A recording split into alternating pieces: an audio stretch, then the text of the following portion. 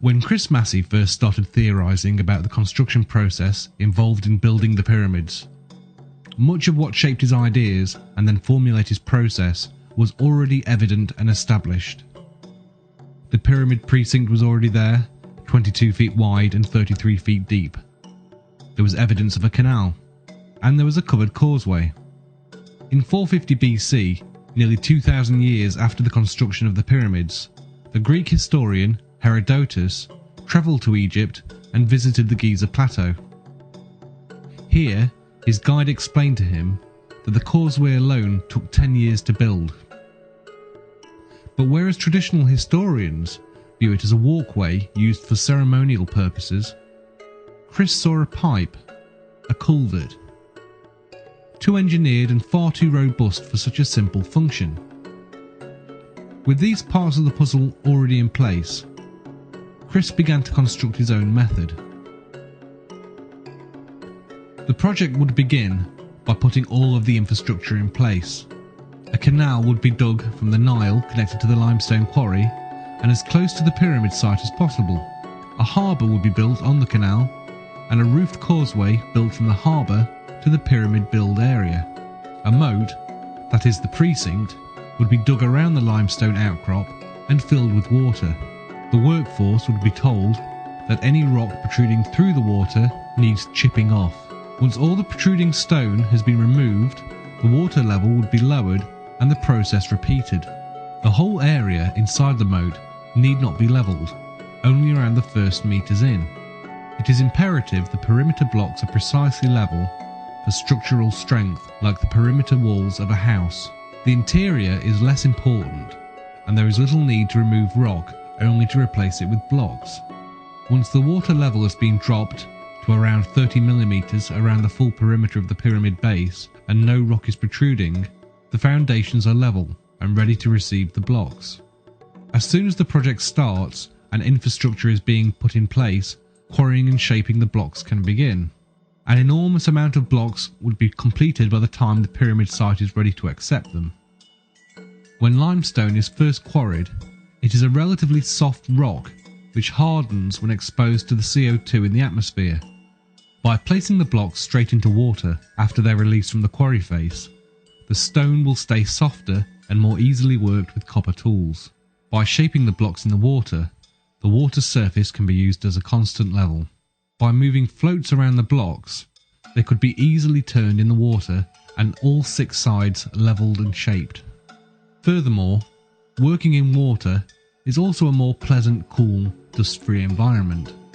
The outer casing blocks would be quarried upstream at the quarry at Tura. A groove would be precisely carved into the quarry floor and every block would be placed into the groove during shaping. By using the water surface as a level, every block placed into the groove would produce exactly the same angled face, which would line up perfectly when placed. The casing block angle can be checked by using a simple water level.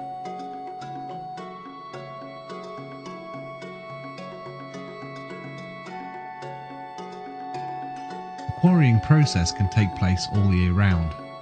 Once shaped, the blocks would have floats attached and then left in a store area on the quarry floor. Ideally, the floats would be made from cedar wood. The density of limestone is around 2.5 tonne per cubic metre. When placed in water, each cube displaces 1 tonne of water, so you only need 1.5 tonne of buoyant material attached to float a stone block. Cedar wood has a density of around 500 kilograms per cube, so around 3 cubes of cedar wood would be required to float each cube of limestone. The amount of buoyant material required could be massively reduced by either hollowing out the wood or replacing the wood with more buoyant material. But then, as now, Egypt was not blessed with large forests and an abundance of timber, so the floats would be made from sealed papyrus matting wrapped around inflated animal skins. Papyrus grew in abundance, and the whole population knew how to work it, making everyday products from shoes to curtains with it. Papyrus buoyancy properties were well known and had been used for millennia to make simple rafts. Animal skins were commonly used to store liquids such as wine and water.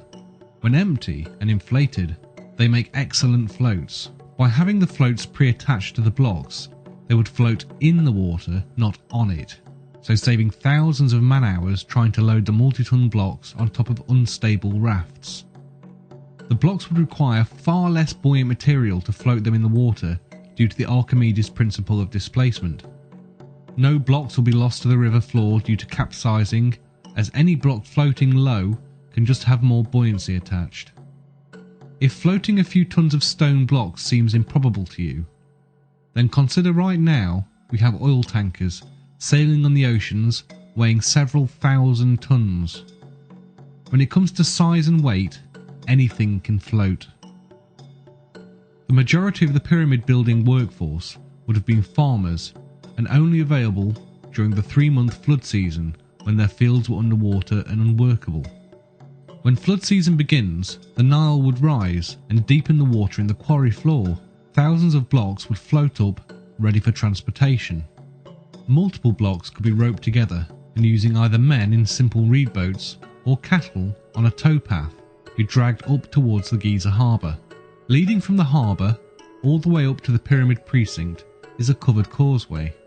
The causeway is like a water pipe and totally filled with water from bottom to top.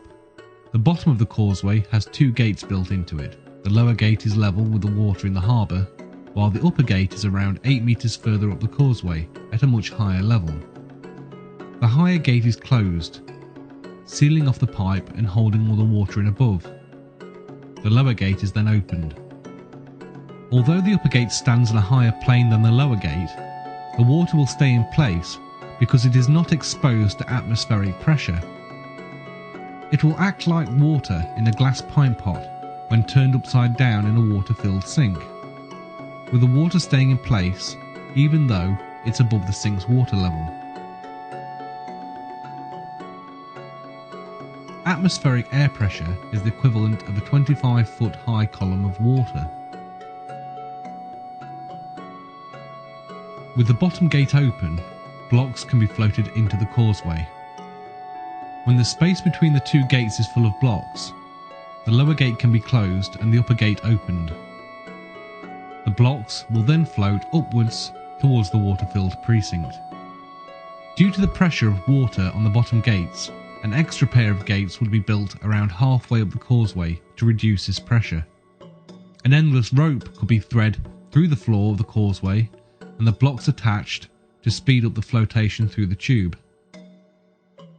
After levelling the precinct, the moat would be semi-refilled with water. The blocks would float up the causeway and into the water-filled precinct. The first blocks to be placed are Tura-angled casing stones. They would be floated around the precinct and lowered into position along a precise, remarked line. When building a house, the perimeter brickwork is placed first to give the building its precise shape and strength, with the roof sitting on the perimeter brickwork and the majority of the internal wall not being load-bearing. Be it a house or a jigsaw, by starting and joining the perimeter pieces, a uniform shape is made. The interior will be then easily sorted out. The same will apply to pyramid building. Get the outer blocks precisely placed and the structure will have the right shape. The first few layers behind the facing blocks would need to be precisely cut and joined together to give the structure inherent strength. Due to the lower blocks not being raised above the precinct height, larger blocks can be placed, giving a strong foundation to the building. As each block layer is placed, it is checked for level against the water's surface. Adjustments would then be made to the blocks. When a layer has been completed and level checked, more water is added to the precinct moat, making the water deeper, so that the next layer can be floated into position. This process would continue until the water is level with the top of the precinct wall, which was around 8 meters high. When the first few layers have been positioned and are nearly level with the precinct wall, the blocks will have to be raised above the precinct water level. By building a lift shaft onto the side of the pyramid, we would recreate a similar structure to the causeway. Again, build 2 separated gates at the bottom of the shaft, fill the shaft with water, and again close the second gate to hold the water in the shaft.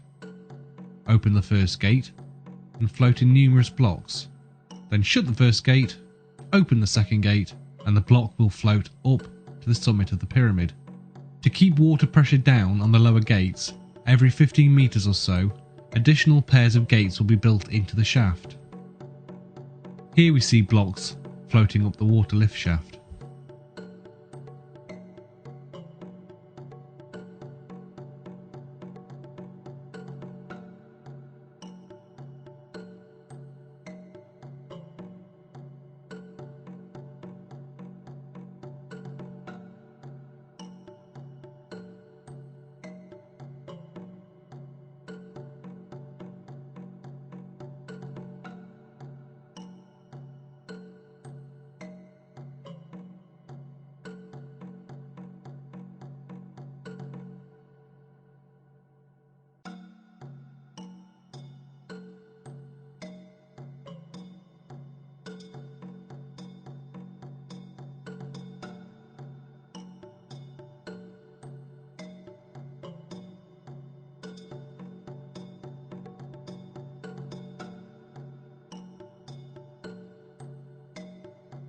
During the process of building the water shaft, the waste side of a facing block would be used to create a perfect seal, as it already starts at the correct angle. Here we see the process of extending the water shaft as the builders complete a layer of the pyramid. The final facing blocks are moved into place and the temporary wall is extended above. Either mud and masonry walls or a wooden box would be built around and above the lift shaft to form a temporary structure to seal in the water. Here we see an example using the mud and masonry wall. Once the top of the shaft is extended with the mud bricks, it is flooded with water. Because the quantity of water it contains is small compared to the shaft, it doesn't require the same level of reinforcement. Then, each of the blocks needed to create the next level are floated up and into place until the layer is complete. The lift shaft system requires the shaft to be heightened less than a metre for each pyramid level rise, taking relatively little material and time to build, compared to the heightening, widening and lengthening of the traditional ramp theory for each level rise of the pyramid. The shaft wall could be anywhere up to 3 meters thick, circumventing any issues regarding water pressure. Further to this, the shaft would be waterproofed. There are many ways to achieve this given the materials available at the time. These include overlapping animal skins, timber, bitumen bricks, or the most likely solution would be to line the shaft with dried clay plaster, which is then covered with waterproofing animal fats or bitumen, as often used by their neighbours the Sumerians. After a layer is completed, a gully is built around the perimeter of the upper level. It is made watertight by lining the floor and walls of the gully with mud and let the scorching Egyptian sun bake the clay dry. Once dried, the gully can be filled with water. Levels can again be taken and extra mud applied to the gully floor to make minor adjustments. The lift shafts would be extended to join the gully. Blocks can then be floated up the shaft and into the gully and then be floated anywhere around the pyramid. The most difficult part of pyramid building is raising the multi-ton blocks hundreds of feet into the air, which the water shaft does relatively easily. Once the blocks are up to the high level, they could just be pulled on rollers or dragged on a wet mud floor into position. But as water-filled gullies would already be in place to check the structure for levelness, it could be extended and used to float the blocks directly into position. Due to the enormous amount of blocks on the lower levels, a lift shaft would be built on all 4 sides to speed up the erection process. The perimeter casing blocks are floated into position first, and then a small wall is built on top to form a gully. This image shows how the pyramid site would look during erection. A deep water gully would be required if the majority of the floats are stacked on top of the blocks. They could then be positioned tight next to each other as pictured.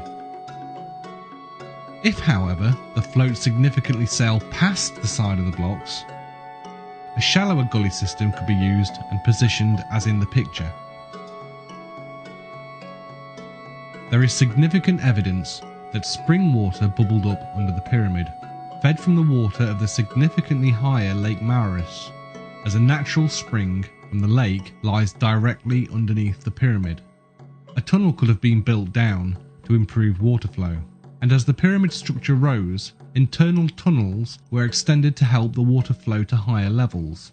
As the pyramid got higher, water pressure would slowly reduce, so smaller extension channels were built upwards from the king and queen's chamber to raise the water even higher, to eke out as much water as possible.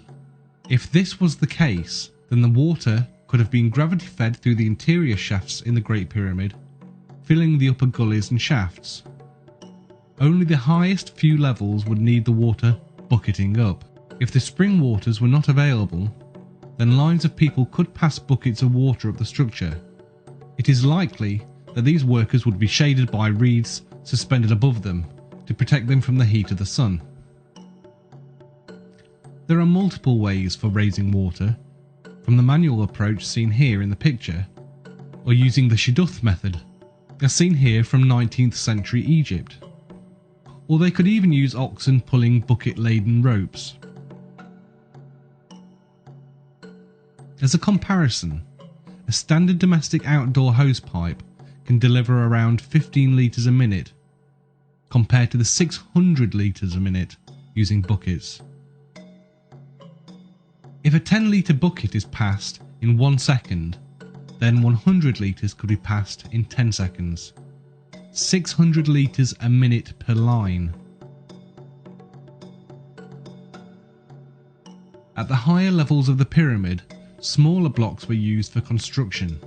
Therefore, the water shaft would equally reduce in size, using less material the higher we go.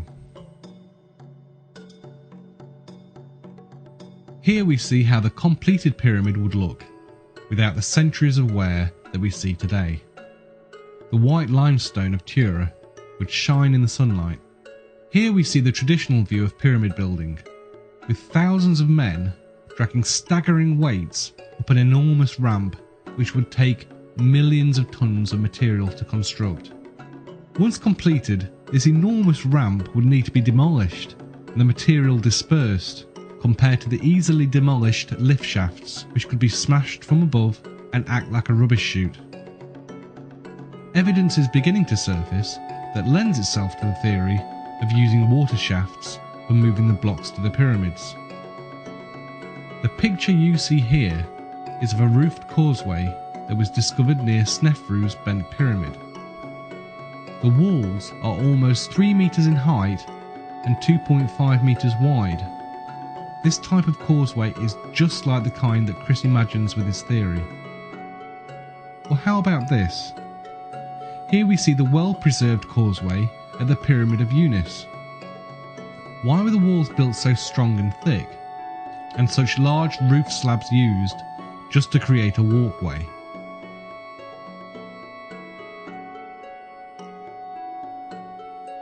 Even National Geographic have posted a story on the discovery of a canal linking the Aswan quarry to the Nile River.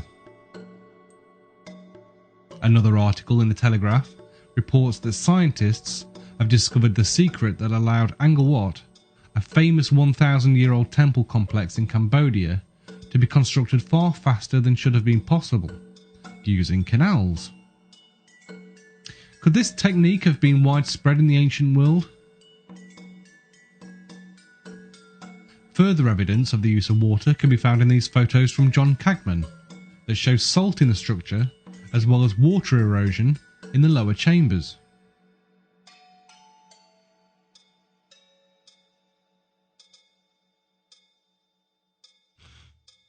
Compelling new evidence is now coming to light that there were significant, large high-pressure springs bubbling up on the Giza plain at the time the pyramids were built. These high-pressure springs were fed by a huge underground aquifer, fed at the time from the faster-running deeper Nile. We also have supporting evidence to the flotation theory in the discovery of connection bosses. As you can see in the image, these bosses have been found on various pyramid blocks, much like the modern day lifting lugs.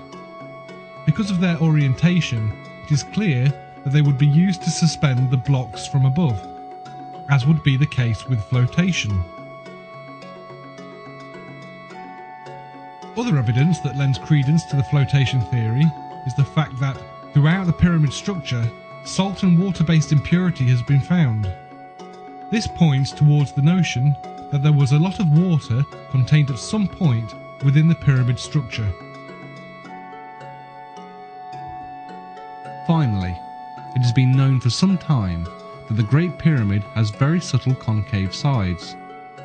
This is only visible with the correct lighting conditions as seen here. Could this be evidence of the water shaft? For a deeper look into the water shaft theory, then please read the book.